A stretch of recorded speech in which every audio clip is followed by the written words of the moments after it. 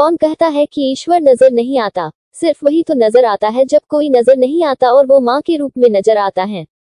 वो कहते हैं ना, माँ शब्द अपने आप में परिपूर्ण है। दुनिया में हम चाहे कितने भी रिश्ते से क्यों न बंधे हुए हो, लेकिन माँ के बिना हमारा जीवन अधूरा होता है। हर रिश्ते को आपसे कुछ पाने की आस रहता है, लेकिन माँ और पुत्र के बीच का रिश्ता एक ऐसा रिश्ता है कि एक माँ अपने संतान को जीवन पर्यंत सिर्फ सुख देना जानती है। माँ भूखी सो सकती है, लेकिन कभी भी अपने संतान को भूखे पेट सोना सपने में भी नहीं सोच सकती है। माँ तो हर वक्त अपने संतान के कल्याण की बात सोचती है कि किस प्रकार उसकी संतान आगे बढ़े और जग में अपना नाम रोशन करे। एक ऐसी ही प्रेरणादायक कहानी थॉमस अल्वा एडिसन से जुड़ी हुई है। थॉमस अल्वा एडिसन, जिन्होंने दुनिया को रोशनी दी, उसके अंधेरे बचपन को उजाले की चमक उसकी माँ ने दी। जब वह मात्र 7 वर्ष का था, एक दिन एडिसन स्कूल से अपने घर आया और स्कूल से मिले हुए लेटर को अपनी माँ से देते हुए बोला कि माँ, मेरे शिक्षक ने मुझे यह लेटर दिया है और कहा है कि इसे केवल अपनी माँ को ही देना। बताओ माँ, आखिर इसमें ऐसा क्या लिखा है? मुझे जानने की बड़ी उत्सुकता है। थॉमस अल्वा एडिसन की माँ ने उस लेटर को खोला और उस लेटर को पढ़ना शुरू किया। लेकिन यह लेटर पढ़ते पढ़ते उनकी माँ के होठ रुक सी गई और उनकी आंखें ठहर सी गई। लेकिन अचानक से वो तेज आवाज में लेटर पढ़ते हुए बोली, आपका बेटा बहुत ही प्रतिभाशाली है। यह विद्यालय उसकी प्रतिभा के आगे बहुत छोटा है।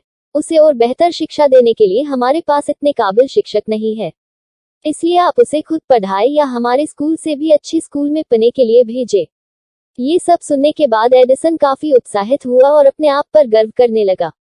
एडिसन ने आगे की पढ़ाई दूसरे स्कूल तथा अपनी माँ के देखरेख में पूरी की।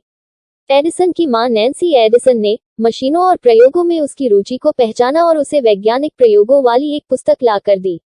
एडिसन की माँ के मृत्यु के कई सालों बाद थॉमस अल्वा एडिसन एक महान और विख्यात वैज्ञानिक बन गया।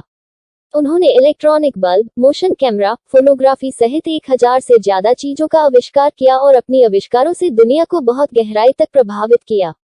अकस्मात ही एक दिन एडिसन अपने कमरों की सफाई कर रहा था, तभी उसे अलमारी में रखा हुआ वह लेटर मिला, जिसे उसने उत्सुकता पूर्वक खोला और पढ़ने लगा। लेकिन वह लेटर पढ़ते ही उनकी आंखों से आंसू निकलने लगा। उस लेटर में लिखा था कि आपका बेटा मानसिक रूप से बीमार और मंदबुद्धि है, जिससे उसके आगे की पढ़ाई स्कूल में नहीं हो सकता है, इसलिए उसे अब स्कूल से निकाला जा रहा है।